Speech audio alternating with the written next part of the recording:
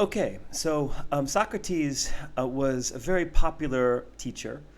He never got rich from his teaching, but he became very famous. And people would follow him around because they loved listening to him talk and asking questions and sometimes making people very uncomfortable, including very respectable, um, uh, powerful people would ask them questions that actually showed that they didn't really know what they felt or why they lived the way that they did. And so one of these young Athenian men who would follow Socrates around, one of his students, was a big guy, broad-shouldered guy from a very wealthy family in Athens. His name was Aristocles. And you don't know him by this name because he got a nickname. He was very athletic, big, broad shoulders. He loved to wrestle. And so he got the nickname Platon, which means broad head or broad guy, big guy. And so Platon, in English, we say Plato, and Plato is the name that we know him by. Plato was there that day in 399 of Socrates' trial. And there's reason to think that this had a very, very profound effect, seeing his favorite teacher, who he admired more than anyone else in the city, unfairly condemned for crimes that were essentially meaningless. And this really haunted Plato to the point where he spends the rest of his life writing dialogues in which the main character is Socrates, and he only refers to himself once in one of these dialogues. And it's a dialogue called the Phaedo, which is the dialogue of the last day of Socrates' life, in which the character is the beginning of the dialogue much later. This is happening much later, after, many years after Socrates has died, and they're sitting next to each other, these two old men on a bench, and one says to the other, "Is it true you were there that day, the last day of Socrates' life?" "Oh, yes, I was there." "Well, tell me about that day." "Okay, I will." And then the dialogue begins. So here's who was there that day. It was Glaucon and Adeimantus. And Plato, I think, was ill. And so, of course, Plato's writing this to us.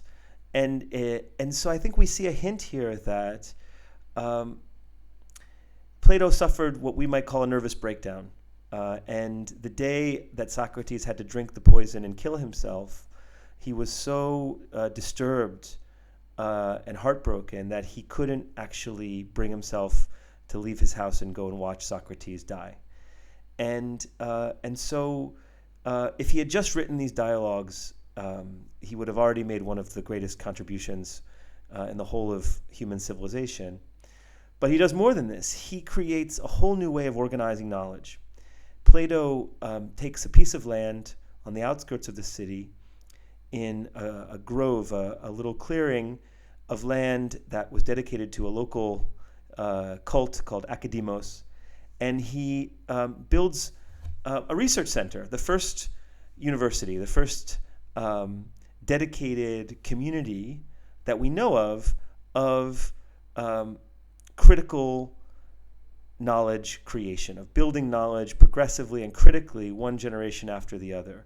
Not a temple to keep all knowledge secret and eternal and the same, but a community organized to challenge each other and to make this knowledge public and spread it as much as possible. And so this is the model for all universities in the Western tradition that come after, including our own. And so Plato does these two momentous things. He systematizes, like the owl of Minerva at dusk, systematizes all of the ideas of philosophy in Greece that had happened before him through these dialogues in which Socrates is the main character, and he creates this new community, this new model of institution that we now call the university.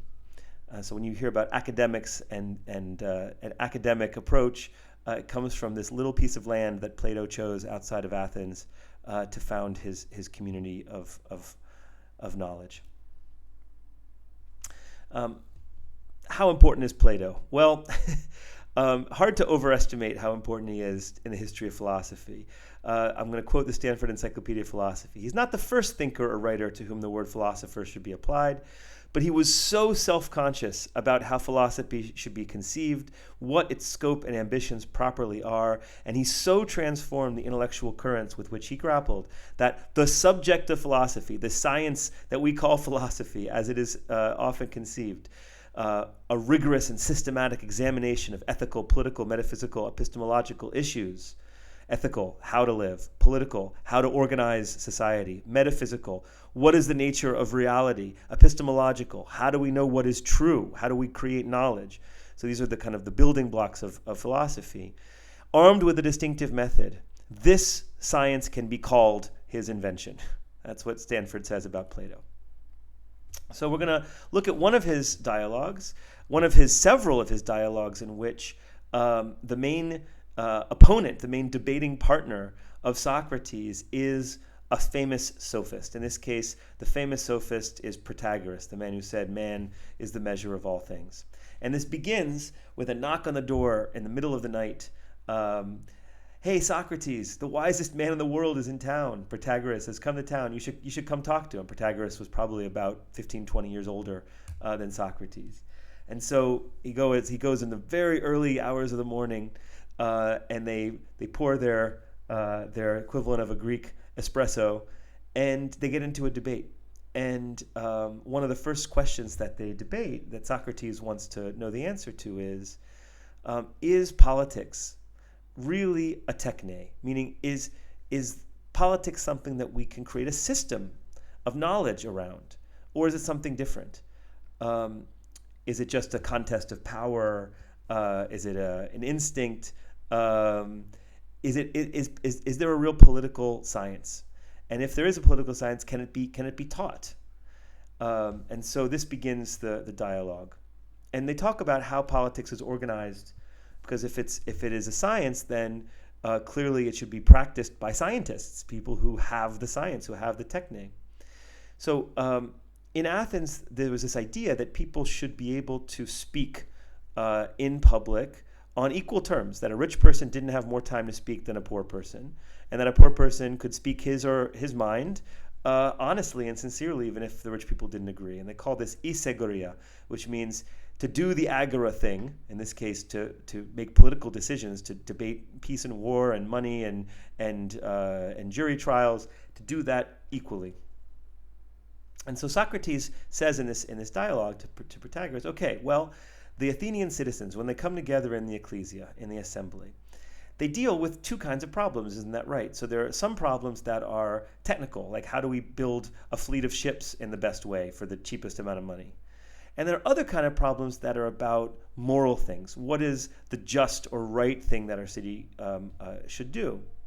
Well, in the first type of problems about how to build a fleet of ships in the fastest way for the cheapest amount of money, people recognize that this kind of knowledge can be taught, and so they look for people who have that knowledge, who are experts in ships, who spent their lives building ships, who know what is the fastest and cheapest way of building a good ship.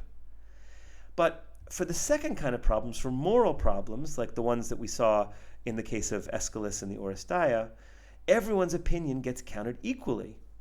And so Socrates, after asking these questions, says, okay, well, then that means, of course, that political wisdom can't be taught, because in these type of questions, in moral questions, we don't look for a moral expert.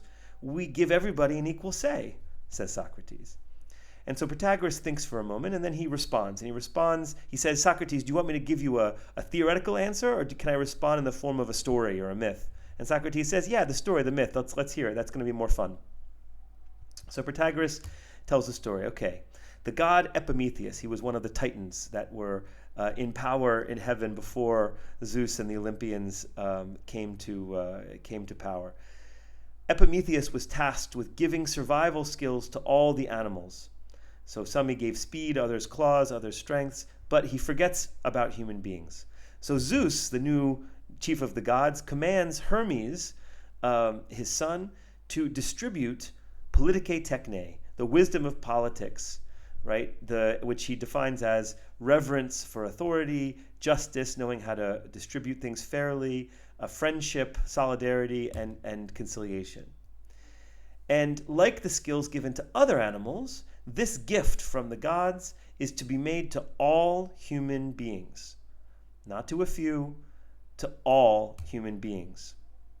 And Protagoras concludes, so unlike carpentry or shipbuilding, in which only a few people in the city have the right knowledge, in political wisdom, all of us have a share of the relevant knowledge. Wisdom lies in the group as a whole. This is a paraphrase from Helene Landemore's book of the Platonic text. So Helene summarizes by saying, well, divine wisdom, the wisdom that comes from heaven, is by definition, from the start, collective. It's not in one person's hands, it's in the hands of the whole city collectively. This is why we say in Athens that every citizen should be able to speak, because every citizen has a part of that divine gift for telling right from wrong. Nevertheless, every citizen might have a part of it, but it still is a gift that must be developed. It must be educated, it must be cultivated.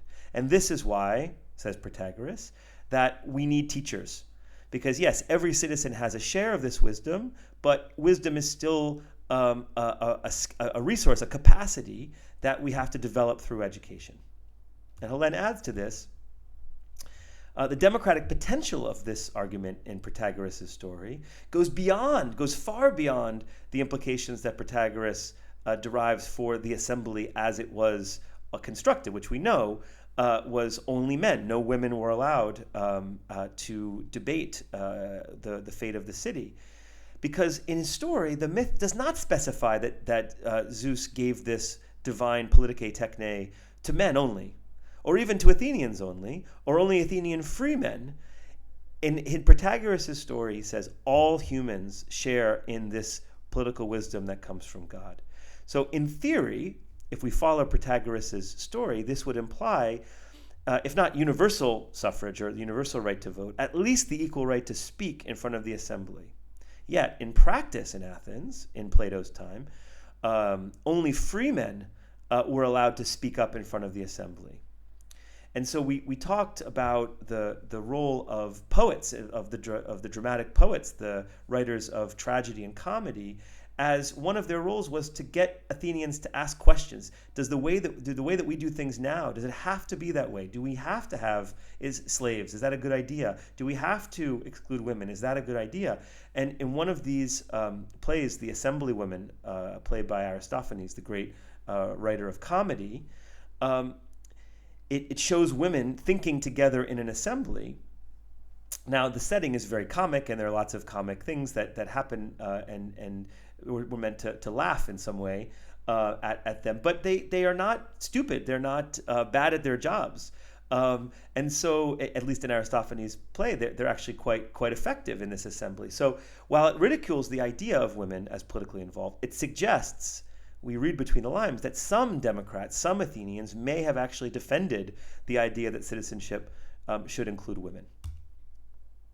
Okay, in our next video, we'll go into maybe the most famous work of political thought ever written, Plato's Republic.